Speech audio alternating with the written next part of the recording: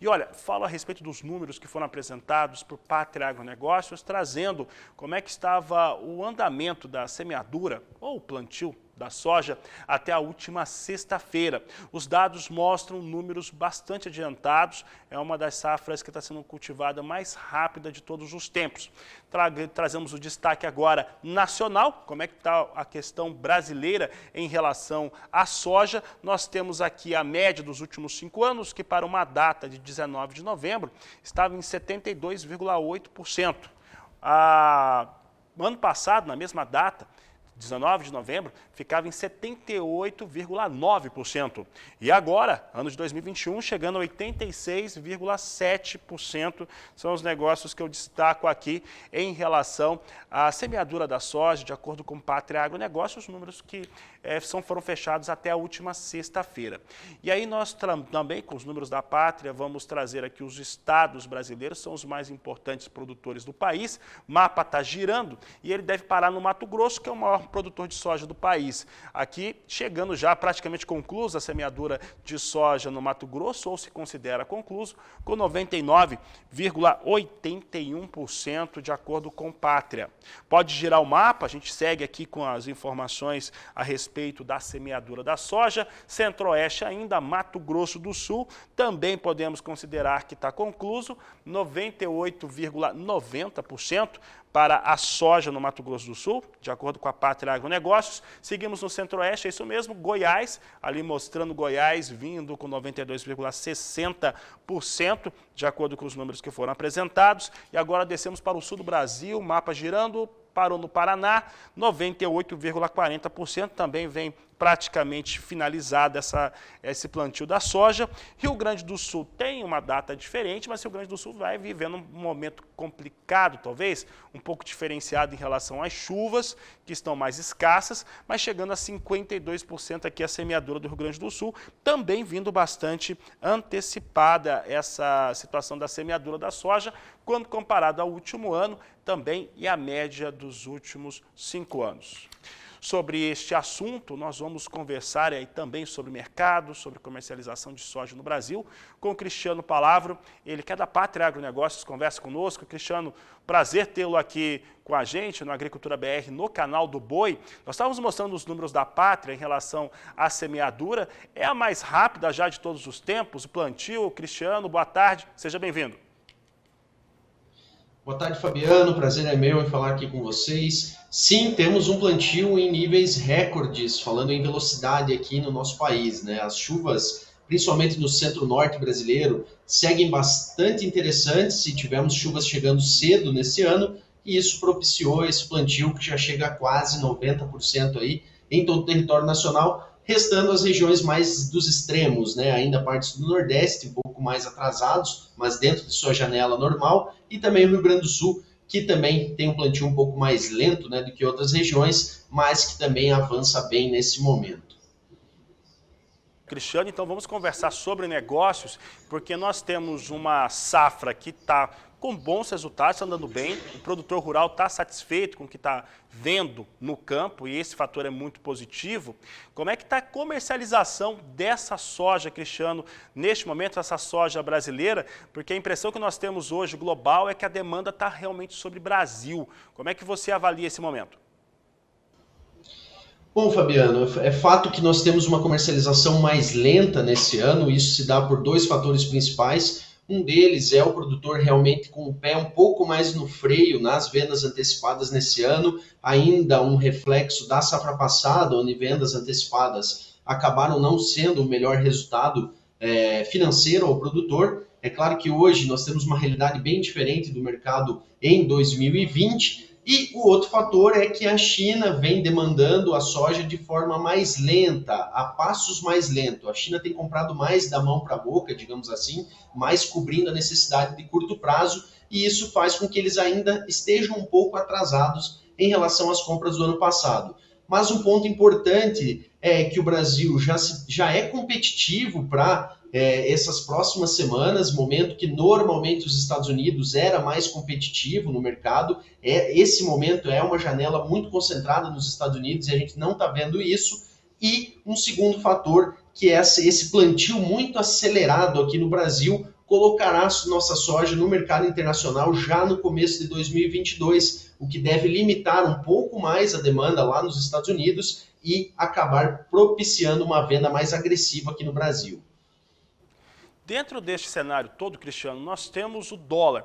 E o dólar no Brasil é um assunto à parte. Nós temos a moeda norte-americana permanecendo em patamares altos, que acaba contrariando o que alguns economistas diziam lá no meio do ano, começo do ano, que teria uma queda para o dólar. Até recentemente se falava por conta das medidas da política monetária nacional. Mesmo assim, o dólar permanece elevado.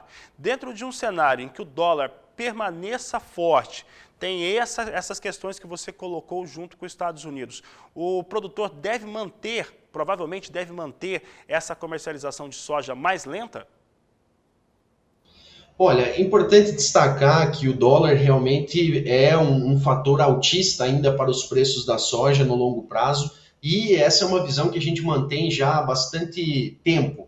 Nunca acreditamos, é claro que o dólar passou por correções, chegou próximo dos 5, mas a nossa visão sempre foi uma visão altista para a moeda, porque na nossa expectativa, só o aumento da taxa de juros aqui no Brasil, que é um fator pesado, né, contra a alta do dólar, ele será insuficiente para manter o real apreciado. E isso ocorre porque a gente está próximo do ano eleitoral, a dívida pública ela é crescente e a gente tem um incentivo a gastos mais agressivos, gastos populistas até mais agressivos nesses próximos meses, já pensando também no período eleitoral. Portanto, o dólar ainda é um fator positivo ao produtor quando pensamos nas vendas dos grãos, e isso é claro que tem que entrar na análise também dessa antecipação da venda, até porque essa janela de vendas, né, Fabiano, da soja que será colhida ali a partir de janeiro do ano que vem, até dezembro, vai ter algumas áreas já colhidas, ela se alonga até o segundo semestre do próximo ano. E lembro a vocês que no segundo semestre do próximo ano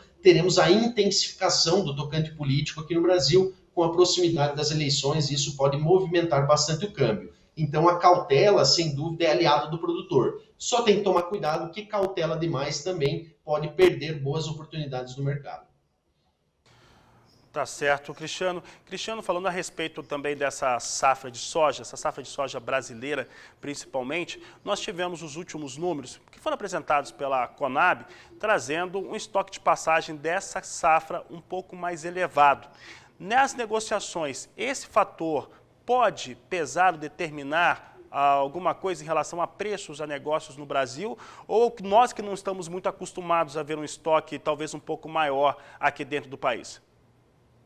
Sem dúvida é um fator que a gente tem que deixar no radar. O grande incremento para os estoques aqui no Brasil, ele vem via oferta e não por redução de demanda. É claro que a Conab trouxe uma visão até conservadora no consumo interno aqui no Brasil, muito próximo do consumo do último ano. As exportações devem crescer, essa é a expectativa também da Conab, mas ainda em níveis insuficientes diante do crescimento robusto que devemos ter na produção desse ano. É muito importante, sim, que a gente mantenha esses números de estoque no radar, mas lembrando que esses números vão mudar e vão mudar bastante ao longo dos próximos meses. A produção ainda, apesar do plantio rápido, nós ainda estamos na fase inicial aqui no Brasil, tem muita coisa no clima para acontecer pela frente para a gente confirmar essa previsão de produção. E no tocante demanda, eu acredito que a nossa demanda interna fica um pouco mais agressiva do que a atual projeção da Conab, enquanto nas exportações a gente tem números em linha com as atuais expectativas. Então, esses estoques temos sim que manter no radar, mas sempre com a consciência de que esses números irão mudar a cada mês.